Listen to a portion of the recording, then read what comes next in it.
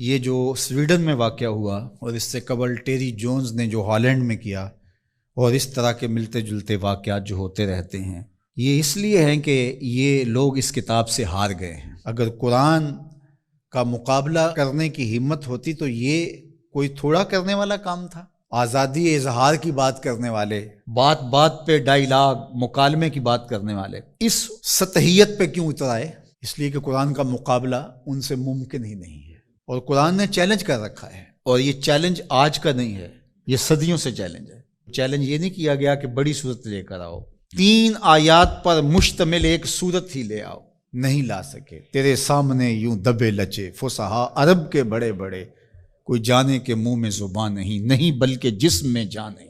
جب قرآن کا چیلنج قرآن میں موجود ہے، اور وہ اس محدود زمانے کے لیے نہیں تھا، قیامت تک ہے کہ صرف 3 آیتیں لے آؤ اس قرآن کے مقابلے میں، اور سب جمع ہو جاؤ، وقت بھی جتنا مانگتے ہو، قیامت تک تمہارے پاس وقت ہے۔ تو اگر یہ کام نہیں کر پا رہے اور کتاب رحمت قرآن مجید کے نسخے کو توہین کا نشانہ بناتے ہیں، تو اس کا مطلب سیدھا سیدھا یہ ہے کہ یہ شکست خوردہ لوگ ہیں۔ یہ جو مکالمے کی اور ڈائیلاگ کی بات کرتے ہیں، یہ صرف زبان سے اور منہ سے کرتے ہیں۔ آزادی اظہار کی بات کرتے ہیں تو 1450 سال قبل کی کتاب کو برداشت نہیں کر رہے، تو آزادی اظہار کس کا نام ہے پھر تمہارا؟ تو یہ شکست خوردہ لوگ ہیں، قرآن سے شکست کھا گئے، اور انہوں نے ان اپنی حرکتوں سے بتایا ہے کہ ہم قرآن کا مقابلہ نہیں کر سکتے۔ جب دلیلیں ختم ہو تو گالیاں دی جاتی ہیں، جب بات کرنا نہ آئے تو گریبان کو کوئی پکڑتا ہے۔ تو قرآن مجید کے ساتھ اہانت امیز سلوک اس بات کی دلیل ہے کہ آج دنیا قرآن کا مقابلہ کرنے سے قاصر ہے، جس طرح ماضی میں قاصر تھی، اور قیامت تک اس کا معاوضہ ممکن نہیں ہے۔ اور جب معاوضہ ممکن نہیں ہوگا تو اوچی ہتھ کنڈے ہوں گے، اور اس طرح کی نیچ حرکتیں ہوں گی۔ لوگوں نے لوگوں کے ساتھ لڑائیاں کیا، بھلا کسی نے کتابوں کو بھی جلایا ہے، کسی نے کتابوں کی بھی بے حرمتی کی ہے، کبھی ایسا بھی ہوا ہے؟ اور آج جو مغرب کے قصیدے پڑھتے پھرتے ہیں، یہ ان مکروہ چہروں کو دیکھیں۔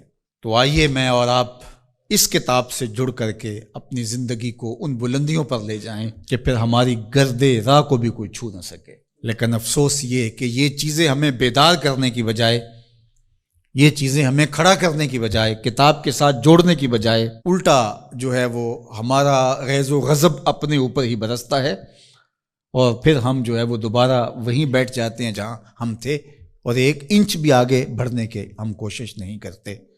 یہ واقعات امتوں کو کھڑا کر دیتے ہیں۔ آپ تاریخ پڑھیں، چھوٹے چھوٹے واقعات سے قومیں کھڑی ہو جاتی ہیں، لیکن قوم ہو تو کھڑی ہوگی نا، اور جب قوم ہی نہیں ہوگی تو قیامت بھی ٹوٹ جائے تو کوئی فرق نہیں پڑتا۔ اقبال نے کہا تھا، جس سے تعمیر ہو آدم کی، یہ وہ گل ہی نہیں۔ اس مٹی سے پھر کچھ بھی نہیں بنے گا، یہ مٹی کی مٹی رہے گی، تودا رہے گا ریت کا، کچھ بھی نہیں بنے گا۔ قیامتیں گزر جائیں تو کچھ نہیں ہوتا۔ تو یہ چیزیں امت کو کھڑی کر دیں، اور کتاب رحمت کے ساتھ ہم جو ہے وہ جڑ جائیں، اور اس طرح جڑیں کہ ہمارا اوڑھنا بچھونا اس کتاب کی تعلیمات کے نتیجے میں ہو، اور پھر دیکھنا کہ دنیا تسخیر کرنے کا راستہ یہیں سے نکلے گا۔ اللہ جل شانہ ہمیں ہمت عطا فرمائے۔ اگرچہ ہمارا دل بہت دکھا ہے اس معاملے کے اندر، اور اس وقت پے در پے ایسے واقعات ہوتے ہیں کہ ہمارا دل زخمی ہوتا ہے، لیکن ہم اس کا کیا کر سکتے ہیں جب تک ہمارے پاس قوت نہیں ہوگی، شوکت اور حشمت نہیں ہوگی۔ مغلوب قومیں سوائے پیچ و تاب کے اور کیا کر سکتی ہیں؟ غالب قومیں جو ہیں وہ فیصلے کرتی ہیں، اور فیصلے ہی نتیجہ خیز ہوتے ہیں۔ تو جب تک ہم قوم نہیں بنیں گے، امت نہیں بنیں گے، اس وقت جو ہے وہ ہم اسی صورتحال میں رہیں گے، اور ہمارا وجود جس طرح زخمی ہے، تشتت کی وجہ سے جسم زخمی ہے امت کا، کہ ہم 72-73 گروہوں میں بٹے ہوئے ہیں، اور دشمن اس پہ بہت خوش ہے، اس لیے کہ اس سے اس کو فائدہ پہنچ رہا ہے، اور ہم آپس میں الجھ کر کے اپنی طاقت کو ایک دوسرے کے اوپر ضائع کر رہے ہیں۔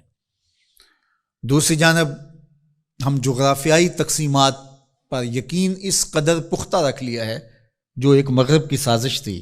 جب سلطنت عثمانیہ ٹوٹی تھی، عرب ممالک کو ٹکڑیوں میں بانٹ دیا گیا، اور باقی ممالک کو جو ایک وحدت تھی امت کی، اس کو تقسیم کر دیا گیا، اور یورپ یونین 27 ممالک کے اوپر خلافت سے تصور دے کے دوبارہ جڑ جاتے ہیں۔ وہ بکھرے ہوئے جڑ کر کے اپنا مشترکہ دفاع، مشترکہ کرنسی اور یہ ساری چیزیں بنا کے تو وہ باقاعدہ 27 ملک جڑ جاتے ہیں، 50 ریاستیں امریکہ کی ہیں جو جڑی ہوئی ہیں اور ایک وحدت ہے۔ تو امت مسلمہ کو ٹکڑے ٹکڑے کر دیا، اور آج دیکھیے کہ ان ملکوں کی باہم لڑائی سے شام کا کیا حال ہو رہا ہے اور یمن کا کیا حال ہو رہا ہے۔ بلکتے ہوئے یتیموں کے آنسو پوچھنے والا کوئی نہیں ہے، سب کو اپنے مفادات سے غرض ہے۔ اور یہ امت اس وقت جس طرح زخم خوردہ ہے اور جس اذیت میں مبتلا ہے، کیا کہا جائے اور کیا بولا جائے۔ ہمارا دیش تو اسلام تھا، چاہے کسی بھی خطے میں رہنے والے ہوں، کسی بھی گوشے کے بسنے والے ہوں، لیکن ہماری شناخت علاقے بن گئے، جغرافیہ بن گیا، جبکہ ہماری شناخت علاقے اور جغرافیہ نہیں تھا، ہماری شناخت دین تھا۔ ہم سب سے پہلے مسلمان تھے۔